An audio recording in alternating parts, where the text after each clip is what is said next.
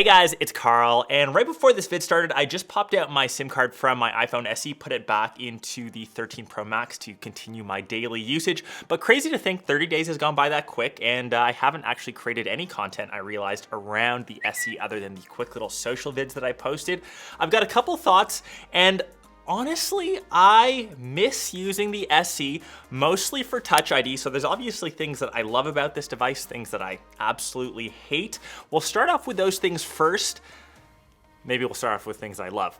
God, Touch ID. It is so good to use. That little tactile button on the bottom, I forget how much I miss it, even though Face ID has been the norm with any new updated iPhone without the home button. Obviously, we've gotten used to it, especially now with the mask unlock. Everyone kind of loves it, but there is something so satisfying about Touch ID, something so nice about the haptics that you know when you're pressing the button, it unlocks. It just feels natural. I even created a poll over on social to ask who misses it. It's a split camp. Around 45% of you say that Touch ID, you miss it. And I truly wish after 30 days of using this, we could get a device with the form factor of, say, a 13 Pro, mostly display, thin bezels, but still has that little cutout at the bottom to have this good old Touch ID button. What I would give for an updated iPhone SE with smaller bezels up top, especially the forehead, we get it. It's super dated, it's old, it's chunky, but I am okay to have this little cutout at the bottom as long as you can give me Touch ID. Maybe I'm an old antiquated dinosaur, maybe I'm one of those weird people that still love it, but Touch ID for me, it's a winner. And I love it. The rest of the device, which I initially thought 30 days ago, coming from a larger device, usually on the Pro Max models, mostly for battery, more on that in a second, I thought it was a bit too small. Holding the 13 Pro Max now feels, in contrast, very large, a bit heavy. There's something really nice about this form factor. It just fits. You can use it perfectly with one hand. It's compact, fits easily into a pocket, and maybe my only request, which I think it's personal preference, is to have these squared off edges like we find in the 13 and even from the 12 from last year. The rounded edges, I know it isn't a deal breaker, but I do prefer a straight edge on the finger. To the front of the device, which I mentioned it's dated because of that forehead, but it also seems a bit slower coming from the 13 Pro or any other flagship that you see, or I would say any other budget phone, since this costs $429, around 500 Canadian. Most phones in that price range now at least have a 90, 120 hertz display. This is still at 60. It makes it seem slow. It makes it seem a little bit sluggish. It's got a 720p display, which once again, most phones in this price category are at least 1080 or even Quad HD Plus, and it only gets up to 600 nits of brightness, or I think 625 to be exact. So it isn't the brightest, it isn't the best display. It's just something that Apple has mass produced and they can keep the cost down accordingly. That cost, which is slightly more expensive than the previous SE, which we saw 2 years ago, that's mostly to do with the 5G antennas, which this now supports 5G, which is always nice. So it's up to date in terms of speed. But for the performance, this is where Apple really kind of turns it around. It has the same chip found in the 13 Pro, the A15 Bionic, and that in contrast makes it a better chip and gives it better performance than most flagships over that $1,000 mark, the S22 Ultra, the Find X5 Pro. If you can find a device around that $400 price range on Android, it really suffers in that department. The silicon, the performance, and this, I would say, is pretty much identical in terms of performance to my 13 Pro Max, going between the same games on either device, switching between social media, doing the regular stuff that most of us do on a regular basis on a smartphone. The fluidity is there, maybe seems a bit slower just because of the slower screen refresh rate, like I said, stuck at 60 hertz, but in terms of actual performance, no stutter, no lag, and the benefits of the iPhone, this will continue performing like this 5, 6, 7 years, maybe not 7, 5-ish years down the road until you're ready to upgrade to your next device, which I would say 4 to 5 years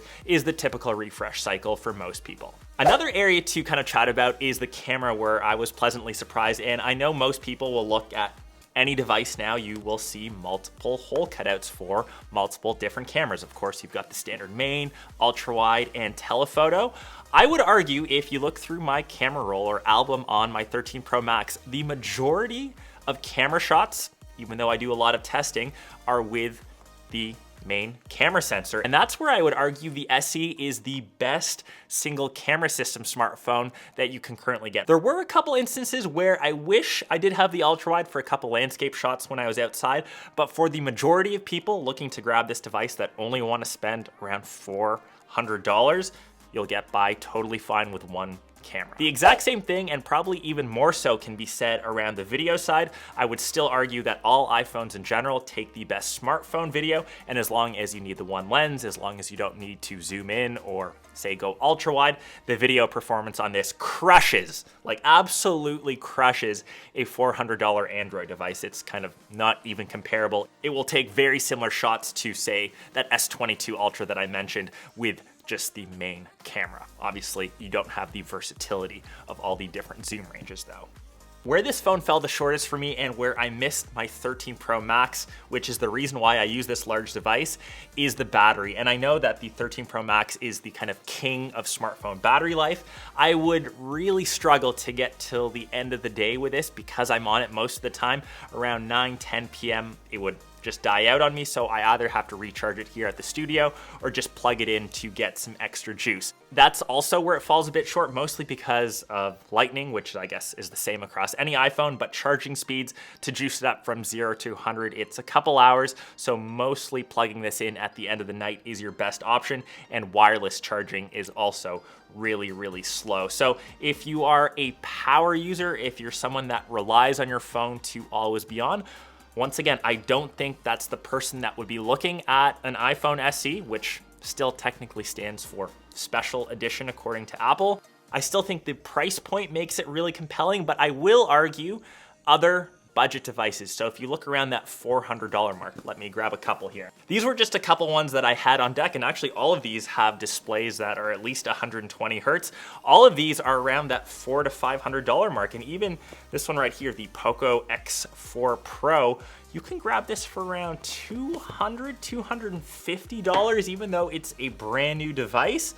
The budget smartphone category is becoming crowded, and maybe a reason a couple years ago to grab the SE, it's becoming tougher to ignore what else we've got on the market. So if you're open to using either iOS or Android, it becomes a tougher choice. If you are still locked into the Apple ecosystem, if you still love an iOS device, I still think the SE does bring some solid value. I'd still recommend this over the 13 mini, which is $300 more. They've got similar form factors if you don't need the ultra wide sensor.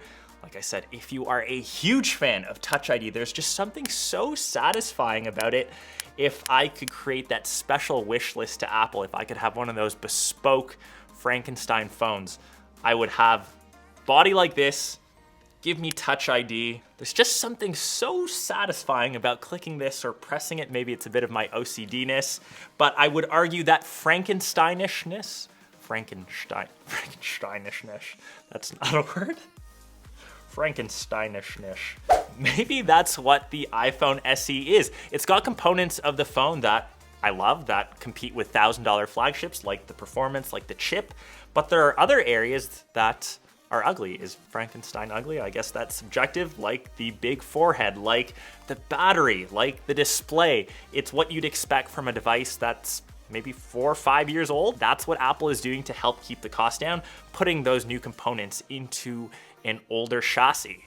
Anyways, that's been my thoughts about the SE. To sum up my thesis, almost a bit of a rant in this video. If you are okay with an older style body, if you want the latest performance out of an iPhone, if you still love Touch ID, let's have a Touch ID counter in this video. I still think the SE is a solid option to get. Let me know down below in the comments. Hope you guys enjoyed this.